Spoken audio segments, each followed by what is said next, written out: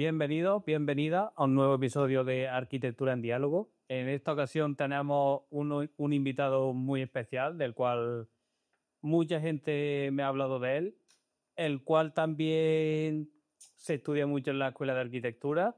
Y sin más dilación, estamos con Antonio Cruz, de Cruz y Ortiz Arquitectos. Y muchísimas gracias por estar en este podcast. Así que nada, primero que nada, ¿cómo estás? Y agradecerte de nuevo que estés aquí con nosotros. Nada, estoy bien. Estamos aquí en el estudio para charlar un ratito y a su disposición para que tú veas por dónde encaminamos esta conversación. Y nada, lo primero que para la gente que no te conoce, te voy a pedir un poco que te presentes brevemente. Bueno, mi nombre es Antonio Cruz, tengo 77 años, soy uno de los 2 miembros fundadores del estudio Cruz y Ortiz Arquitectos, conjuntamente con Antonio Ortiz, que tiene mi misma edad. Y bueno, llevamos ya casi 50 años trabajando, o quizás más, porque empezamos muy jóvenes. Y bueno, esta ha sido nuestra historia a lo largo de este tiempo. Ha sido muchos proyectos, pasar por muchas circunstancias, y ahora pues hablaremos un poco de lo que a ti te vaya si peteció. Ya nos contarás. Y bueno, la primera pregunta que le suelo hacer a todos los invitados es que cómo le surgió ese interés por estudiar arquitectura y cómo llegaste a ser arquitecto. Bueno, pues esto también vale para Antonio Ortiz. Ninguno de los dos provenimos de familia de arquitectos. No, en mi familia no hay ningún arquitecto previamente a mí, tanto en la parte de mis padres, de mi padre como de mi madre. Y bueno, eso fue algo que surgió de una manera un poco natural. Y yo era un chico, estudiaba el bachillerato, lógicamente, y los temas de la técnica, las asignaturas técnicas se me daban bastante mejor que las asignaturas, digamos, de letras. Entonces eso ya me dirigía hacia ese campo, pero al mismo tiempo yo veía que en la arquitectura podía también encontrar una parte de humanidades que también me atraía. O sea que podría haber sido ingeniero, pero le echaba en falta esta parte de humanidades y de cultura, que a la que también era proclive a entrar en ella, ¿no? Y entonces, en esa situación, pues decidí estudiar arquitectura. Pero ¿y sabías un poco lo que era la carrera de arquitectura antes de meterte en ella? ¿O te hacías una idea? Hombre, de los arquitectos hay un cierto, o tenían en la Bella Época un cierto glamour, ¿no? De profesión más o menos divertida, una profesión variable, etcétera, y entonces pues esto en realidad atraía. Pero no tenía verdaderamente una idea. Yo he ido aprendiendo lo que es ser arquitecto con el tiempo. Lo fui aprendiendo un poco en la escuela y luego pues en la práctica profesional es cuando de verdad lo he aprendido. Pero yo no puedo decir como otros arquitectos de hoy en día que lo han visto en su casa desde pequeño, que han visto cómo su padre, a qué se dedicaba su padre o su madre, qué es lo que hacían. Entonces tenían una idea clara de lo que era ser arquitecto. No es mi caso. Mi caso era alguien que llega de una manera muy ingenua a eso, a la que es. Yo puedo decir que prácticamente soy similar. Y nada, la siguiente pregunta es que, bueno, ¿cómo conoces a Antonio Ortiz y cómo surge la decisión de trabajar junto a él? Bueno, pues Antonio Ortiz y yo empezamos arquitectura en el mismo año, el año 64, y entonces pues al principio aquellos cursos amplios y no nos conocíamos mucho. Durante los primeros 2 o 3 años sí teníamos una cierta relación. ¿Y dónde estudiasteis? Estudiábamos en Sevilla. Aquí en Sevilla. Sí. Fue unos inicios. Empezamos, incluso el primer año lo hicimos en la media, la mitad de la asignatura del primer año lo hacíamos en la Facultad de Ciencias Exactas, los dibujos los hacíamos en la escuela de arquitectura, empezábamos en el pabellón de Brasil, luego nos cambiamos a Reina Mercedes y no sé qué es lo que me estaba preguntando. Nada, que cómo conociste a Antonio. Yo conocí a Antonio. Entonces, después de 4 años estudiando en la escuela de Sevilla, bueno, tengo que decir que ya en el cuarto año nos habíamos quedado en un grupo muy pequeño, porque nosotros iniciamos un nuevo plan. Y entonces los que pasamos en el inicio del nuevo plan, en un momento determinado quedamos un grupo pequeño, quedamos 21. ¿Y cuánta gente empezaba más o menos? Bueno, no sé, a lo mejor habíamos empezado en ese año 100 o algo así, pero los que llegamos a tercero en nuestro cuarto año, está en la escuela, no en el tercero, porque en el tercero no llegó nadie. Al cuarto año estábamos en tercero, éramos 21. Entonces ahí ya sí había más proximidad entre ambos dos, ya nos conocíamos más, no sé, en un curso pequeño. Y en un momento determinado yo decidí irme a estudiar a Madrid. Había tenido problemas en la escuela de Sevilla, me había significado un poco como delegado de la escuela y me interesó un poco, o vivo conveniente, salir de Sevilla. Entonces recuerdo que me encontré a Antonio en la escuela y me dice, ¿qué haces por aquí? Hacía principio de curso. Digo, pues vengo de solicitar el cambio de expediente. Dice Antonio, sí, pero yo lo voy a pedir también.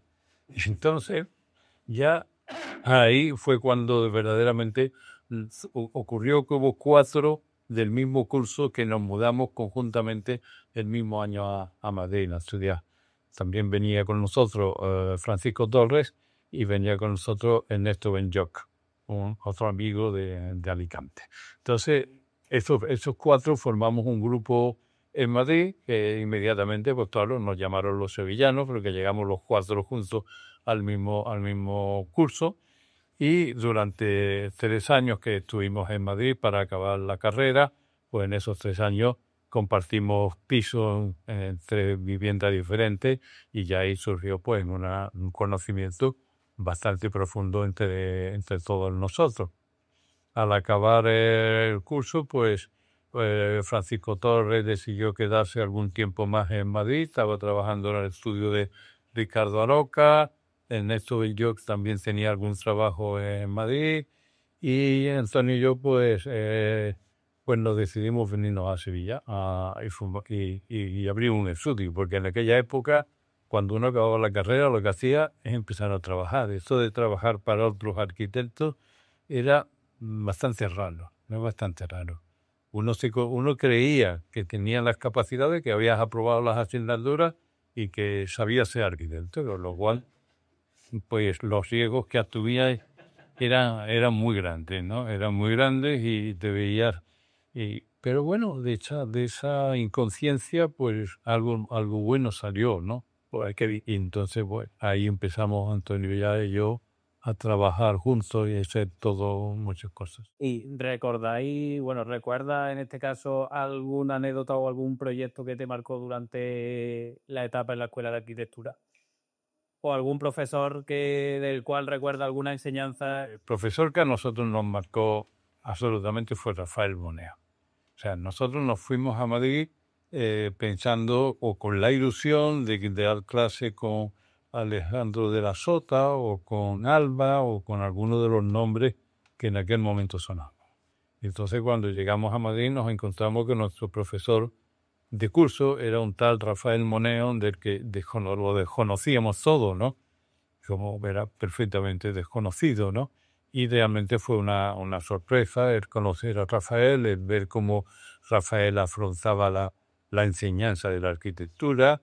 Era algo completamente novedoso. De los profesores que habíamos tenido en la escuela de Sevilla y de cómo se enseñaba la arquitectura en general en España, que era una enseñanza, digamos, como muy práctica, ¿no? Toma usted este problema y vea cómo lo resuelve. Entonces, pues sí, te enseñaba cuestiones de funcionamiento, de ser capaces de combinar espacios y circulaciones, y de pronto descubres un profesor que se empieza a hablar de la arquitectura como un hecho culto y que te relaciona la arquitectura con otros artes o te relaciona la arquitectura con la arquitectura renacentista o con la arquitectura barroca y que es una persona de una enorme cultura y que de todo lo que aborda sabe, ¿no? Y además aquel curso fue un curso en el que, bueno, estaba bien visto pues hacer huelgas y no ir a la escuela, ¿no? Y entonces, pues evidentemente hicimos huelga y no íbamos a la escuela. Y entonces Rafael Moneo dice, bueno, pues si no queréis trabajar, yo voy a dar clases teóricas, cosa que en aquella época no había un profesor de proyecto que diera nunca una clase teórica, eso no se sabía lo que era, ¿no? Porque él estaba preparando la cátedra y le venía muy bien el exponer, planificar un cena, ¿no? Y un día te llegaba y te decía, bueno, os voy a hablar hoy de lámparas, de cómo, entonces te quedabas verdaderamente sorprendido de lo que se podía hablar sobre las lámparas eléctricas o la historia de la lámpara, ¿no? Y esto fue verdaderamente a nosotros nos marcó muchísimo la enseñanza de Rafael, el contacto con Rafael, con el que hemos continuado ya de 30 pues siendo muy amigos y siguiéndolo, y él también con nosotros ha sido también muy generoso en cada vez que le hemos pedido algún texto sobre nosotros, nos lo ha hecho y tenemos una gran relación de proximidad. Pues qué bien. ¿Y recuerdas qué arquitectos se estudiaban en aquella época en la escuela de arquitectura? ¿O qué referentes teníais? Bueno, pues los referentes al principio, yo recuerdo que cuando la escuela de arquitectura, cuando estaba en Sevilla y llevaba allí un año o algo así, un día se me acercó José Ramón Sierra, que era, pues, nos conocíamos desde el bachillerato, aunque eran 2 o 3 años mayor que yo, y me dijo, pero vamos a ver, ¿tú sabes quién es Le Corbusier y quién es Gropius? Yo le dije, bueno, no sé quién es. Bueno, entonces, pues ahí uno empezó a conocer las figuras del movimiento moderno, ¿no? Entonces, hay que tener en cuenta que cuando yo empecé a estudiar, estaban vivos todos, excepto Ray, creo que Ray había muerto, pero Arval Alto, Le Corbusier, todos los grandes, Mies van der Rohe, todos los grandes maestros de la arquitectura todavía estaban en sus últimos momentos, pero estaban vivos. Cuando yo acabo la carrera, creo que ya 7 años después prácticamente todos han fallecido, ¿no? Y una vez más fue también Rafael Moneo quien nos descubrió que además de estos grandes maestros consolidados, pues había otras figuras más secundarias como Leverens, como otras figuras un poquito menos, digamos, de la línea central del movimiento moderno, sino más gente más con una arquitectura un poco menos clara, ¿no? Y más confusa. Y te descubría ese tipo de personajes, ¿no? Y bueno, eso fue. Nada, para la gente que nos ve, y ya que estamos hablando del movimiento moderno, y está aquí presente también mi compañero Pablo, en nuestro perfil de Instagram realizó una publicación sobre el movimiento moderno, por si queréis echarle un vistazo y saber de qué se trata un poco más en profundidad. Y nada, la siguiente pregunta, termináis, por así decirlo, vuestro paso por la escuela, y quería saber qué retos enfrentasteis al iniciar vuestro propio estudio. ¿Cómo fue? Vamos, porque los comienzos suelen ser un poco complicados. La vivencia, es decir, vamos a ver, teníamos 23 años cuando abrimos la oficina. ¿Qué sabíamos nosotros con 23? ¿Cuál fue vuestro primer encargo? Bueno, pues unas viviendas ahí en la calle Alhóndiga que todavía están, que las trajo otro amigo que se unió a nosotros y que estuvo unos meses con nosotros, José Ramón Moreno García, y él la trajo, él tenía ese encargo, y después algún cliente que yo no sé cómo llegó para hacerse una vivienda, pero nosotros, o sea, tú en aquella época no tenías una ideología de decir qué tipo de arquitecto quiero ser. No, sino la verdad es que nosotros nos hemos hecho arquitectos desde el trabajo y desde la reflexión entre nosotros dos y no sé, compartiendo una serie de evidencias y una serie de gustos por cosas, por el cine, por la música, y todo esto. En eso había una concordancia entre nosotros y la manera en que nosotros hemos querido ser arquitectos la hemos ido definiendo al mismo tiempo que hacíamos arquitectura. Pero no había una reflexión previa, ni casi hoy la hay, ¿no? Tampoco la hay, o si la hay un poco, digamos, de una manera subliminal. Verá, no encontrarás nunca en nuestra página web o en ninguna declaración nuestra esto que se llama la filosofía de la firma, que son otros quienes han venido a decir qué tipo de arquitectos somos. Y hemos sido nosotros los que hayamos establecido nuestros a priori, sino que esos a priori incluso no nos gustan tampoco que sean muy claros. También a nosotros nos gusta que sean las cosas un poco más confusas. Vale. Y desde que empezáis con vuestro estudio, y vamos a hablar de uno de los grandes proyectos que tenéis y que hay aquí en Sevilla, ¿cómo se llega a realizar proyectos como la estación de Santa Justa? ¿Y cómo fue participar como en una infraestructura tan emblemática para la ciudad de Sevilla? Bueno, a nosotros una cosa que hicimos siempre es presentarnos a muchos concursos. Nosotros, aparte de los pequeños trabajos que teníamos, siempre andábamos haciendo concursos. Los pocos concursos que salían entonces los hacíamos.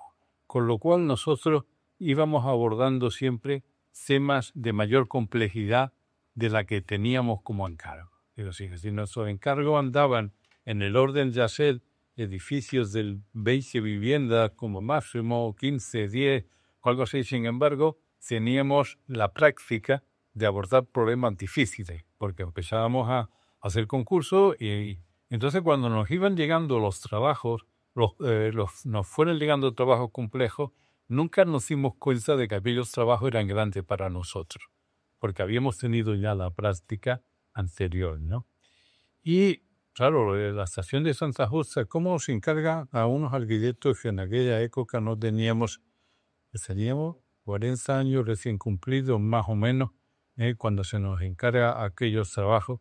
La verdad es que nuestra generación en ese sentido hemos sido afortunados. Hemos sido afortunados porque no hemos tenido por encima de nosotros ni en Sevilla ni casi en España. En Sevilla, desde luego, no.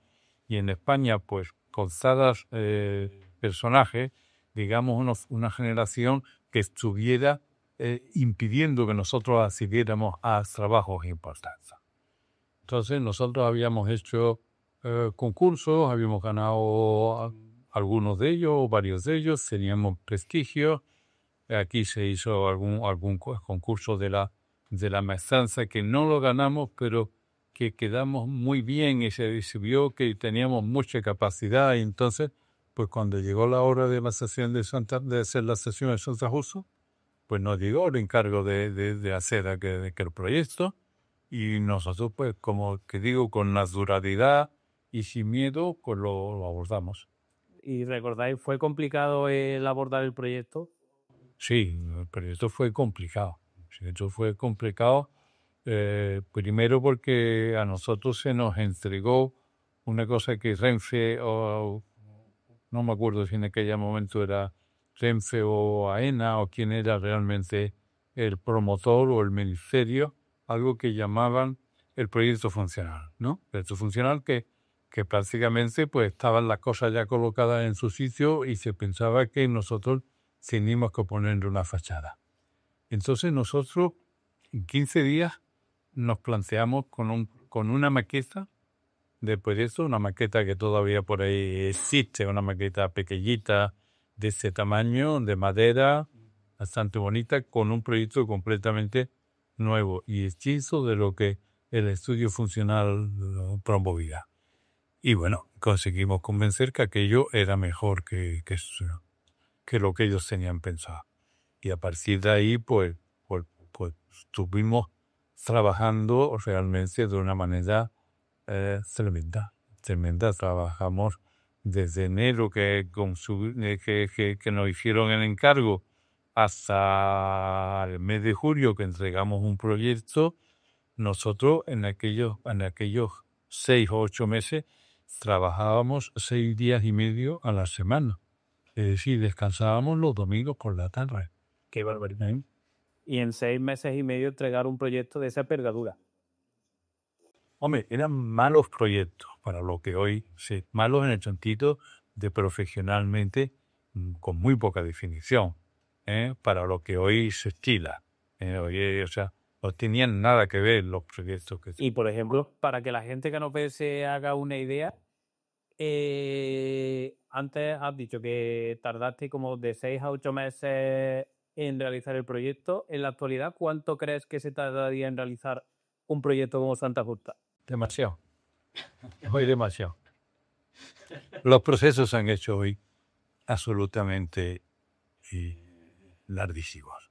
O sea, esos momentos de frescura y de hacer las cosas, claro, o sea, son 30 meses, me parece, o sea, creo que son 30 meses o 35 meses el tiempo que media entre que nosotros recibimos el encargo y que la estación de Santa Justa se inaugura.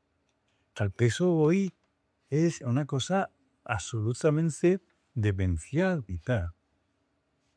España en aquel momento tenía la ventaja de, sí, falta de cautela, pero una capacidad tremenda, ¿no? Ahora, hace un rato estaba viendo una revista de un grupo de arquitectos mexicanos que han hecho una serie de proyectos muy interesantes y resulta que había unos proyectos que había que hacerlo en 12 meses, había que hacer el proyecto y la obra. El proyecto no en 12 meses. 12 meses. Entonces, claro, cuando tú quitas todas esas cautelas y todas esas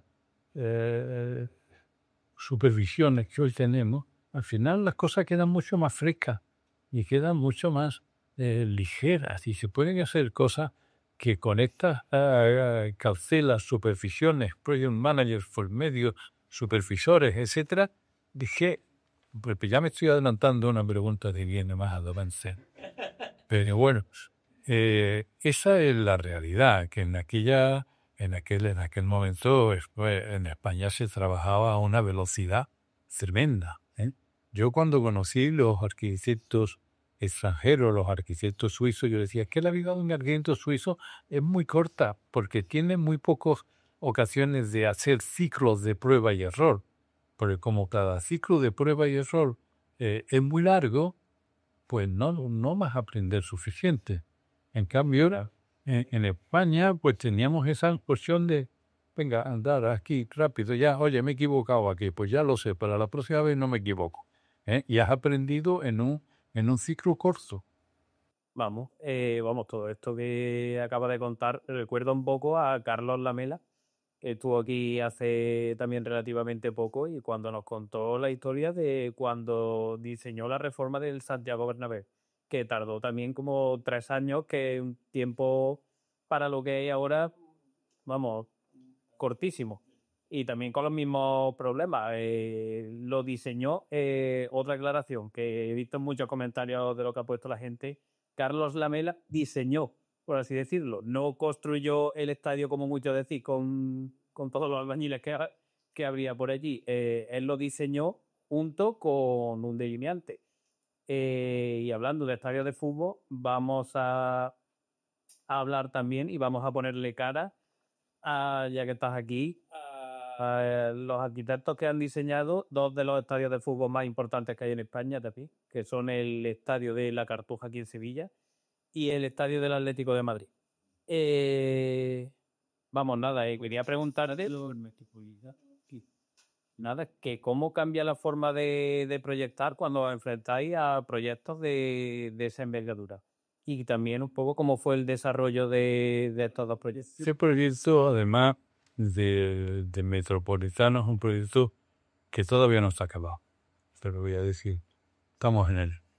El proyecto que ha pasado por muchas distintas etapas. Este proyecto es un concurso que ganamos, parece que allá ya el año 91 creo que es, y es con Alejandro Lasota como presidente del jurado para hacer una gran infraestructura deportiva que incluía no solo el estadio, sino pabellones deportivos, una cosa enorme.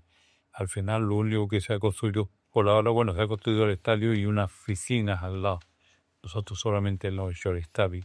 Y nace como un proyecto de atletismo, un proyecto de atletismo muy conocido que es de La Peineta, que tenía la característica de que era un proyecto, un estadio para 20.000 espectadores con una sola tribuna en el lado oeste, ¿no? Y esto hacía del proyecto un proyecto muy especial.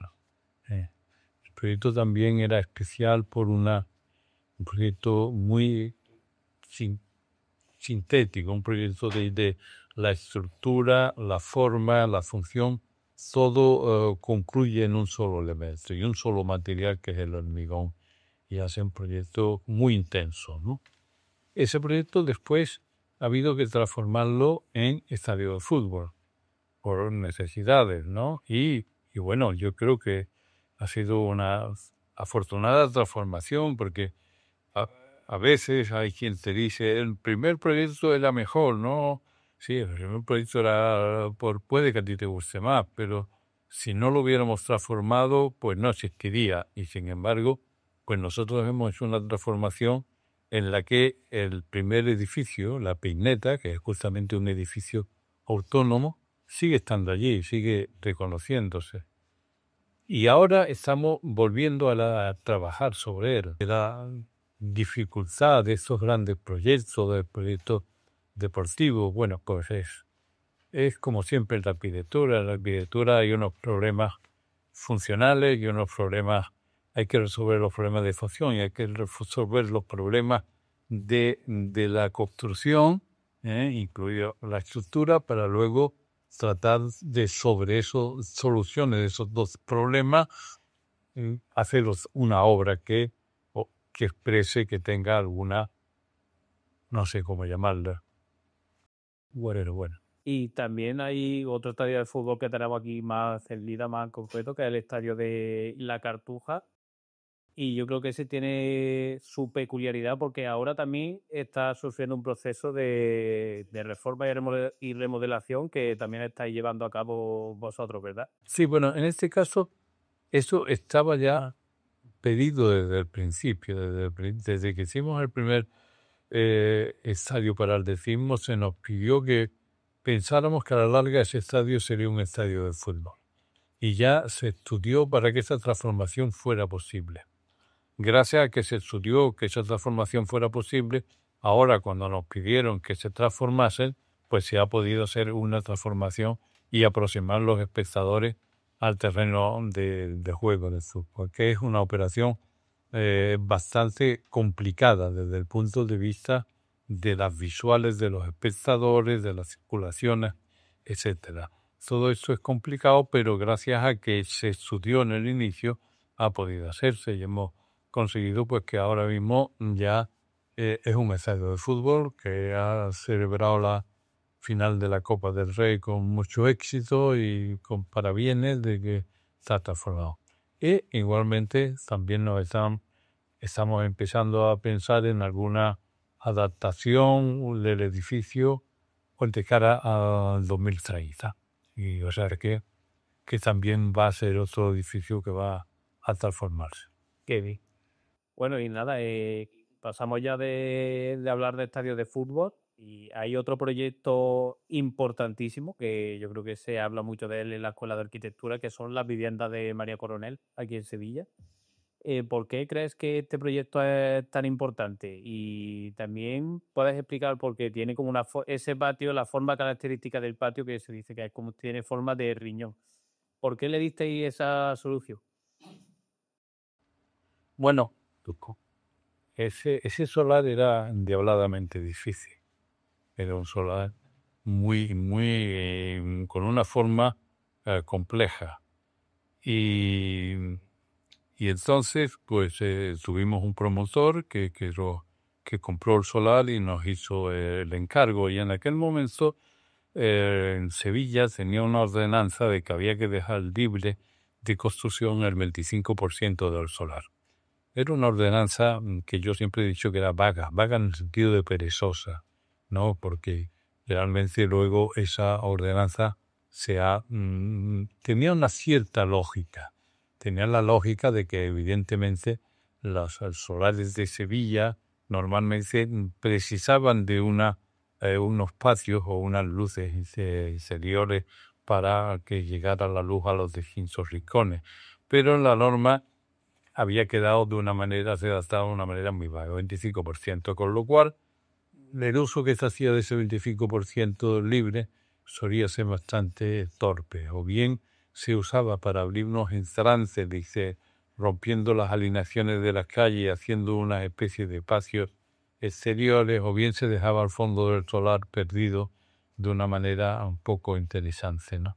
Y nosotros pues vimos que era la ocasión de, con ese patio, hacer un patio interior que tuviera una unidad o que fuera representativo, poder hacer una obra haciendo un patio, que es una de las piezas más importantes de la arquitectura, el patio, y que nosotros hemos hecho muchos y muchos buenos patios.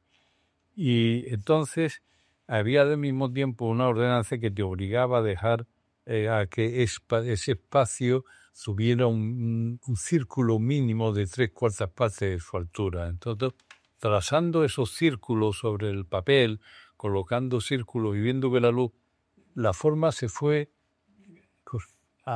haciendo ella sola, ¿no? O sea, prácticamente se empezó a dibujar el riñón sobre los primeros, porque ahí además hay unos dibujitos a papel que están ahí, que él lo está viendo ahora, que son iniciales, esos dibujos, ¿no? Y yo creo que el momento y brillante de ese proyecto está en el momento en el que una esquina del solar que se metía de la medianera y que nos quedaba como un pico enseñado, de pronto decidimos hacer ahí una contracurva y envolverla y lograr una unidad de esto.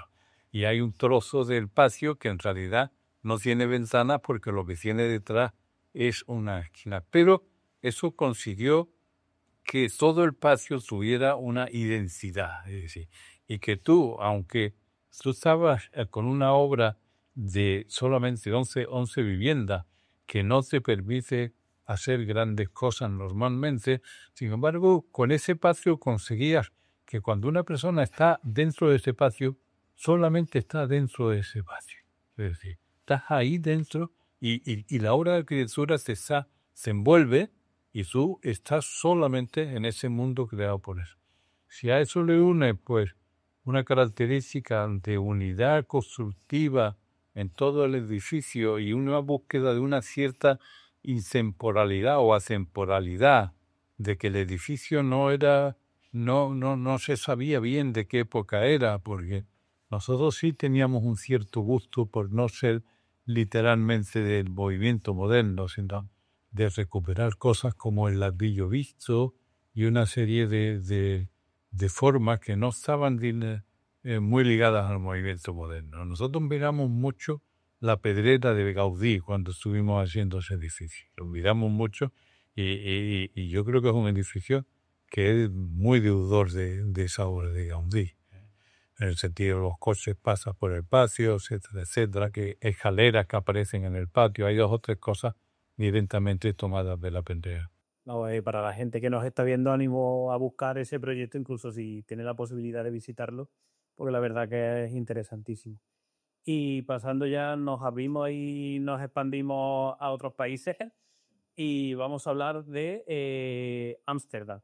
Y en concreto hay un proyecto en él que es el Rijksmuseum, un proyecto, por lo que tengo entendido, importantísimo, ¿verdad? Sí, lo que es muy importante porque es la remodelación del Museo Nacional Holandés, nada menos. O sea, ¿cómo llegáis a eso? De hecho, el Rijksmuseum significa Museo Nacional. La palabra Rijk quiere decir nacional, es el Museo Nacional.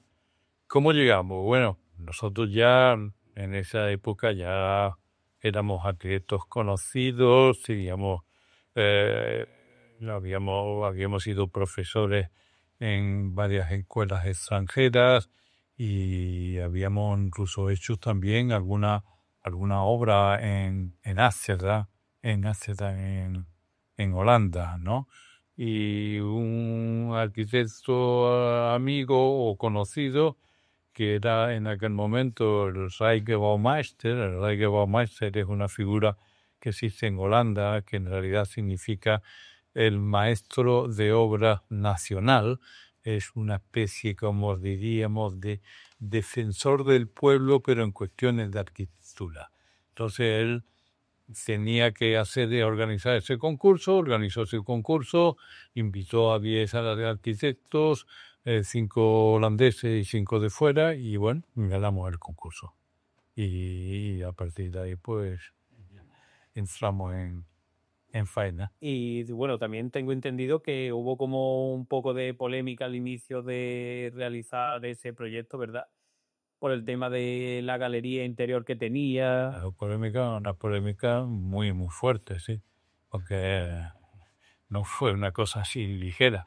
Claro, porque nosotros creo que ganamos el concurso gracias a la idea de cómo pensamos que se debía entrar a aquellos dos facios. Es decir, que los facios que estaban en aquel momento ocupados por el museo había sido muy maltratado desde su inauguración, un museo que no fue bien escogido y a lo largo de los, digamos, casi 100 años de historia que tenía el museo, sí, 100 algo años de historia, había sufrido muchísimo el edificio original. De manera que los dos patios que lo organizaban y lo conformaban estaban llenos de distintas plantas edificados, ¿no? Entonces, ya en el concurso, la recuperación de esos dos patios estaba implícita en que había que hacerlo, pero ¿cómo entrar a aquel edificio? Porque ese edificio tiene, desde el principio, tiene un problema de entrada, y es que el problema es que el edificio se organiza de una manera muy clásica, con dos patios laterales, pero esta organización neoclásica de hacer dos patios laterales, en medio lleva una escalera, y la entrada al edificio se realiza directamente a la escalera que está en el centro. Pero ocurre que en este edificio, en el centro se coloca una calle, pero una auténtica calle, un pasaje que es una calle, con lo cual las escaleras pasan a ser dos y la entrada no se sabe cómo colocarla y al final se colocan dos entradas. Entonces el problema de entrar al edificio era verdaderamente el problema al resolver allí. Decimos. Nuestra propuesta fue entrar en el pasaje, pero deprimiendo la parte central del pasaje para poder llegar a un nivel inferior en el que pudiéramos conectar los dos patios bajo ese nivel inferior. Eso fue el hallazgo, es decir, de nuestro proyecto, hacer una planta, rebajar un poco el nivel de los patios de manera que se pudieran unir bajo el pasaje y entrar por una depresión en el centro. Entonces se organizó un lío porque ese pasaje era propiedad municipal, no era y sigue siendo propiedad municipal, es decir, es una propiedad de la ciudad, no es propiedad del museo, y todo el pueblo de la gente de Ámsterdam entendía aquel sitio por el que pasaban en bicicleta a diario como algo que se iba a perder, cuando nosotros en realidad no lo perdíamos, sino que hacíamos compatible la entrada de los peatones con la bicicleta, y al final, pues esa fue una batalla que se perdió. Hubo que buscar otra manera de entrar al museo que no fuera esa, pero bueno, ya estábamos allí como arquitectos y no nos echaron por eso, aunque realmente seguramente la principal razón por la que nosotros ganamos el concurso es por algo que luego no se ha construido. Pero bueno, aún así yo creo que es un muy buen proyecto y ha quedado muy bien. Y también he visto por ahí, tragando un poco por internet, no sé si a raíz de ese proyecto, corrígeme si me equivoco, que os condecoran con la Orden del Caballero de León, ¿verdad? Sí. ¿Y eso cómo surge eso? No sé, bueno.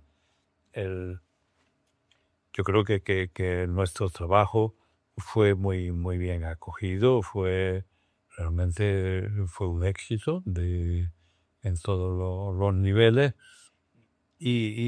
Bueno, pues la Casa Real tuvo bien. De hecho, yo siempre digo que la reina es Beatriz, estuvo esperando que acabáramos el museo para abdicar en su hijo.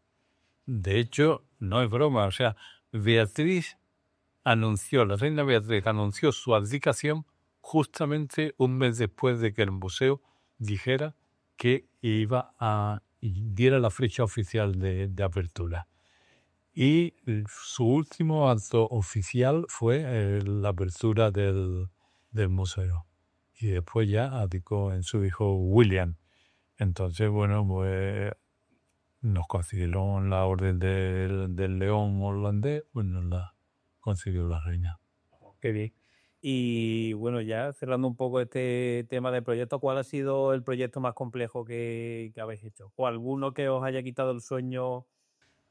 Bueno, últimamente tenemos un proyecto que lo estamos pasando regular, que es un proyecto en Lugano, en la Suiza italiana, que es un proyecto grande de dimensiones, complejo, un proyecto que tiene un estadio de fútbol pequeñito, porque allí volante en Suiza, ¿he dicho Holanda o Suiza? Eso. Lugano, Suiza.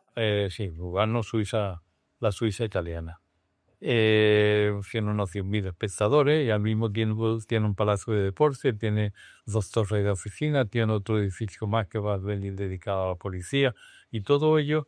Ese era el programa del concurso, ¿no? Y nuestra propuesta consistió en hacer un solo edificio con esos 4 usos principales, en lugar de como muchos o la mayoría de los otros proyectos, pues si tengo esos 4 usos voy a ver cómo coloco las cosas en eso, y nosotros lo que hicimos es hacer como un gran rectángulo cruzado por una cruz que son unas galerías interiores cubiertas por una pérgola, y en cada una de las 4 esquinas pues colocamos un uso. El estadio en una de las esquinas, el palacio de deporte en otra, las torres de oficina en otra, y en la otra colocamos el edificio ese de servicio. Y este proyecto, pues la verdad es que ha sido una historia compleja, difícil, en la que ya hemos ido perdiendo eh, autoridad y responsabilidad, y no estamos muy contentos de su devenir. Entonces seguimos trabajando en él y seguimos tratando de que quede lo mejor posible, pero la verdad es que no estamos, es muy representativo de lo que en los últimos años está pasando con el trabajo de los arquitectos. Vale. Cómo estamos perdiendo autoridad sobre lo que hacemos y cómo hay otras nuevas profesiones que vienen a suplantarnos y a quitarnos el poder de decisión, ¿no? Y eso, pues bueno, es la realidad de hoy en día. Y ya como contraposición, ¿cuál ha sido el proyecto más satisfactorio o emocionalmente importante para vosotros? El que más entusiasmo recordéis o recuerdes. Pues yo creo que son los proyectos que has mencionado. O sea, justamente el proyecto de Doña María Coronel fue un proyecto que a nosotros nos puso en órbita, y que todo el mundo venía a ver aquella pequeña casa. El proyecto de Santa Justa fue también, bueno, de ese no hemos hablado, pero ese también fue un proyecto, digamos, de los proyectos estrellas nuestro, el proyecto de Santa Justa, el proyecto de la Peileta también, y el Rai Museo. Yo creo que ahí más o menos están lo más importante de nuestra carrera. ¿Ok? Como entonces hemos dado más o menos en el clavo a la hora de hablar de ello. Sí. Bueno, y pasamos ya un poco de bloque a la visión técnica y social de la arquitectura. Y esta pregunta un poco complicada. Para ti, ¿qué significa ser arquitecto? ¿Y qué papel tiene el arquitecto dentro de la sociedad actual? Hombre, el arquitecto, cuando las cosas están bien, la verdad es que tiene un papel muy, muy atractivo, ¿no? Porque es una persona a la que la sociedad le confía la capacidad de tomar las decisiones formales últimas. Es decir, tú tienes un problema de que tienes que construir un edificio y entonces hay una serie de problemas técnicos, económicos, etcétera, que resolver. Pero todos los problemas resueltos no dan la forma final, sino que dan una serie de... Y al final hay alguien al que le dicen, bueno, ahora la forma la decides tú, ¿no? Entonces, en ese sentido, tienes un regalo muy, muy grande de la sociedad cuando te lo deja ejecutar. Ese sería el papel del arquitecto, ¿no? Tienes que resolver los problemas de función, de construcción, de economía, sociológicos, muchísimos problemas. Tienes muchos problemas que resolver. No somos arquitectos que tienen una libertad, sino somos una cosa rara, ¿eh? Rara que no es exactamente un artista. Pero sí hay una capacidad de decisión final subjetiva que la sociedad a veces te entrega. A veces, no siempre, a veces te entrega, ¿no? Y en esos momentos, pues ser arquitecto es una cosa muy gratificante. Muy gratificante. Y que, pues, bueno, Pero tenemos una función social de no olvidar todas las cosas anteriores que he mencionado. Que a veces hay cierta arquitectura que se olvida de esto y que pone esa supuesta función artística en un primer término y olvida todo lo anterior, ¿eh? Y en ese sentido, nuestra función social es hacer edificios que sean socialmente adecuados, etcétera, lo que hoy se llama sostenible, que siempre lo hemos hecho sin que la palabra existiera. y ahora está más de moda. Y un poco hablando de lo que ya hemos comentado al principio, del tema burocrático a la hora de realizar proyectos, que ya has comentado que actualmente pues, sería inviable realizar proyectos como el de Santa Justa. ¿Crees que tantísima burocracia, bueno, no inviable, sino que se alargaría más? ¿Crees que tantísima burocracia ralentiza y encarece cualquier tipo de proyecto? Sí, pero no es un problema de burocracia en el sentido de que es un problema de exceso de cautelas o de supervisión de una serie de personas o profesiones que nacen, que yo creo que estas profesiones nacen diciéndole al cliente, no se preocupe usted que yo me encargo de manejar a estos chicos que son los arquitectos, ¿no? Y que se llaman normalmente project manager, ¿no? Y entonces tú vienes como domadores de díscolos. Y entonces, pues, no te dejan ser díscolos y entonces, pues, esas cosas se estropean. Así que, bueno, yo creo que vamos a ir cerrando el podcast y vamos a pasar al último bloque. ¿Tienes alguna anécdota divertida o surrealista que te haya pasado en algún proyecto? Es que sé, habrá tantas que no. Si no me vienen a la memoria, al hilo de la conversación, no voy a saber nada que contar. Ya te vendrá. ¿Qué haces para desconectar del trabajo? ¿Tienes alguna afición que no conozca la gente? ¿Alguna me he comentado? No, yo siempre, a lo largo de toda mi carrera, siempre he estado haciendo alguna cosa al lado de la profesión, ¿no? No, siempre, o bien estaba con motos de campo en una época, después en otra época he jugado bastante al golf. Esta de que me han contado hoy. Y últimamente estoy en otro campo, últimamente estoy en la ganadería, que dedico bastante tiempo a una finca que hemos comprado y en la que nos dedicamos a criar ovejas merinas negras. Oye, qué bien. ¿Y te sirve todo eso para desconectar? Claro, claro, por supuesto. O sea, tengo dos profesiones, una de lunes a viernes y otra los sábados y los domingos, donde me ocupo de ese otro mundo. De cuidado, qué bien. Y en la actualidad, ¿qué estudio de arquitectura te parece como el referente a nivel mundial? ¿Cuál crees que es el que mejor hace las cosas ahora mismo? Quitando a Cruyerti, por supuesto. Ya, quitándonos a nosotros. Mira, yo en la actualidad lo que veo y lo que me admira es que hay mucha gente que lo hace bien. O sea, mucha gente. A veces abro una revista, veo la revista, no desconozco el nombre completamente y abro y encuentro una obra muy bien hecha, ¿no? Aparte también a veces veo cosas que me horrorizan y hay una serie de arquitectos que no voy a mencionar que no me gustan nada, pero de pronto alguien cuyo nombre estoy oyendo por primera vez lo veo que lo está haciendo muy bien.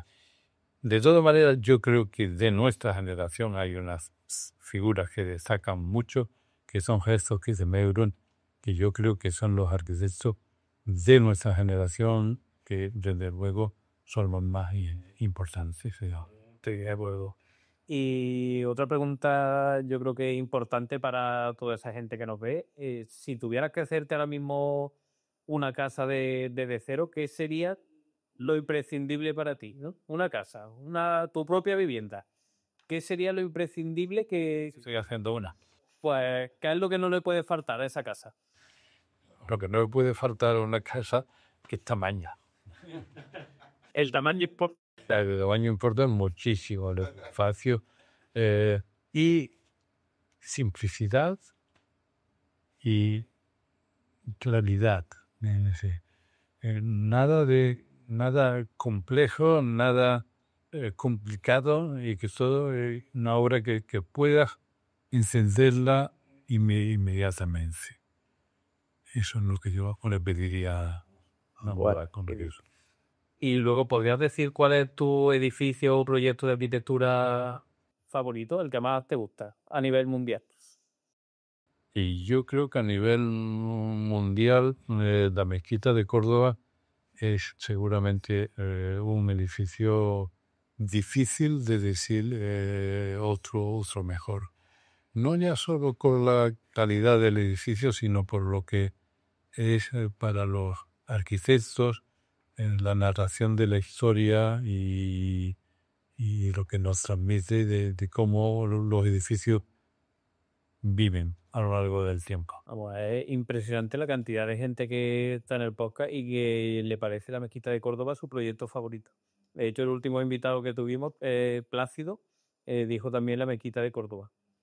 Así que nada, animamos a todo el mundo que no la haya visto y la visite. Nada, ya cerrando el podcast, ¿qué consejos daría a estudiantes o jóvenes arquitectos que están empezando su carrera? Sí que se lo piensen. Que se lo piensen. Que se lo piensen porque está difícil.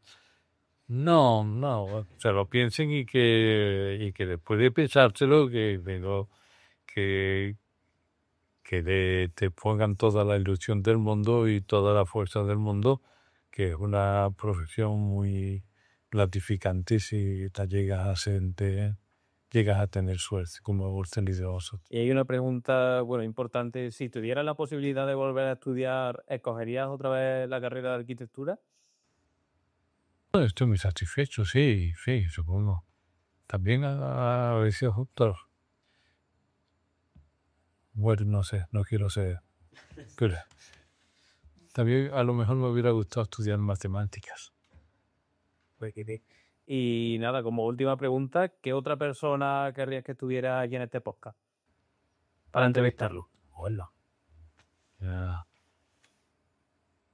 Si pensamos en personas, digamos, no nos vamos por la rama y empezamos en personas españoles y yo creo que hay gente de nuestra generación por poder centrarse, ¿no? Que serían interesantes, ¿no? Es decir, yo si fuera a Barcelona, pues trataría de hablar con Jordi Garcés o con, ¿cómo se llama? Con Oscar Zuquez, que es muy divertido, siempre tiene una vista fresca de las cosas. En Madrid, pues a lo mejor buscaría hablar con Víctor López Cotelo, que también es otro buen arquitecto. Y bueno, tantos otros, no sé qué decirte. Pues nada, sí, ya con lo que nos has dicho, nada, ya con esta pregunta acabamos. Y agradecerte que hayas estado aquí en el podcast y espero que te haya gustado. Y a todos los que nos habéis visto, espero que también os haya gustado la entrevista. Y si os ha gustado, espero que le deis like y os suscribáis al canal. Y sin más dilación, nos vemos en el próximo episodio. Adiós.